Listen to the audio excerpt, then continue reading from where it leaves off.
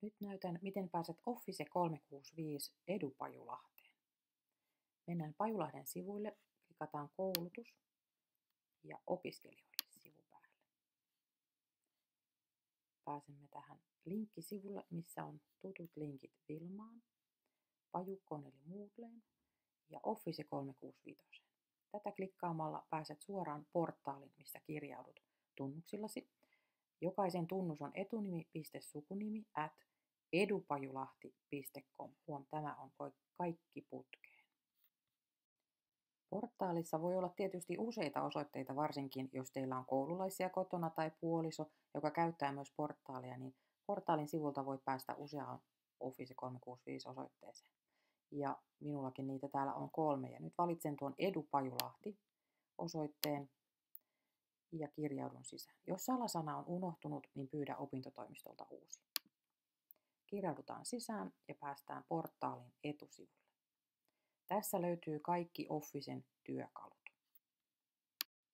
Portaalin etusivulla on siis linkit kaikkiin portaalin työkaluihin Office 365 ja ensimmäisenä katsotaan asetukset.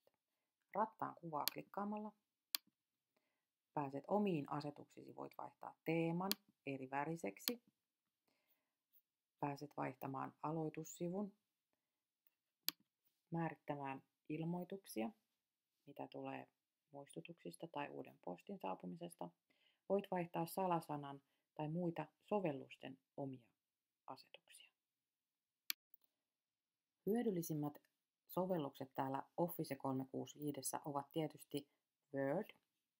Täältä löytyy nettiversio Wordista. Täällä on Excel ja täällä on PowerPoint.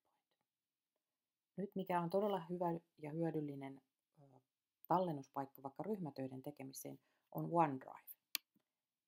Olette varmaan jotain pilvipalvelutallentimia jo käyttäneet, niin OneDriven kautta pääset koulun omille tallennuspaikoille. Aina kun teet portaalissa jonkun työn Wordillä, Excelillä tai PowerPointilla, se tallentuu automaattisesti. Esitys 1, asiakirjat 1 tai laskelma nimellä, ja sen voi myöhemmin täällä nimetä uudelleen. Jos haluat tehdä työtä yhdessä ryhmätyönä tai parityönä, sen voi jakaa täällä. Ennen kuin annat luvan jakamiseen, niin se näkyy vain sinulle. Klikataan tätä jakamiskohtaa tiedoston kohdalla, jonka haluan jakaa kaverille, että hänkin pääsee sitä muokkaamaan. Lisään henkilön. Kari Ihamäen pitää ehdottomasti päästä käyttämään tätä. Jaan. Samalla hänelle lähtee sisäänkirjautuminen ja sähköpostikutsut. Tätä klikkaamalla noin. Nyt tiedosto on jaettu ryhmätyöläisen kanssa. Office 365-pakettiin kuuluu tietysti myös sähköposti. Ja teillä on sähköpostiosoite koulun kautta nyt etunimi.sukunimi@edupajulahti.com. Ja sähköpostiin pääset tästä portaalin etusivulta sähköpostia klikkaamalla. Ja tämä on ihan tavanomainen Outlook-postilaatikko, missä voi lukea ja lähettää viestejä.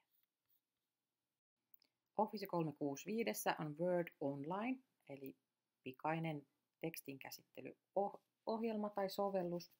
Ja sitä klikkaamalla ja uusi tiedosto päästään heti tekemään uutta asiakirjaa. Ja kuten näette tuolla ylhäällä, niin se on tallentanut tämän saman tien minun omaan OneDriveeni eli OneDriveen. Ja sieltä se kohta löytyy.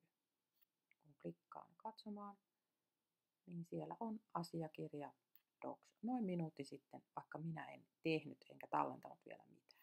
Eli kaikki tapahtuu nopeasti automaattisesti. Kun mennään takaisin Wordiin, kirjoitetaan tähän jotain. Ohjelma tallentaa senkin automaattisesti. Office 365 on tietysti myös sosiaalinen media, eli Yammer. Klikataan Yammer päälle. Mikä Yammer on, niin se on tavallaan firman sisäinen Facebook. Eli jos luokkakaverilla ei ole Facebookia, niin ei tarvitse pakottaa häntä sinne liittymään, vaan käytetään tätä meidän koulun omaa Yammeria. Ja mulla nyt hauskasti menee tää tänne LAMKin Yammeriin, koska näitte, mulla oli siellä useita tilejä. mutta teille se menee tietysti Pajulahden jamperiin. Täällä on ryhmiä, joiden sisällä voidaan käydä keskustelua, tai julkisella seinällä kaikille lähtevää postia tuolta All Companysta, tai voidaan tehdä oma ryhmä ihan luokkakavereiden kesken ja voidaan pysytellä se keskustelu silloin siellä, joko julkisesti tai privaatisti, että se ei edes näy kenellekään se ryhmä. Ryhmätöiden tekemisessä todella kätsytyökalu. Office 365 käyttäessä nämä ohjelmat tietenkin aukaisee sulle aina uuden selaimen, mutta kun lopetat työskentelyn, klikkaa omaa nimeä ja kirjaudu ulos. Ja sulje kaikki selaimet. Näin päästä toisenkin tietokoneelle käyttämään portaalia.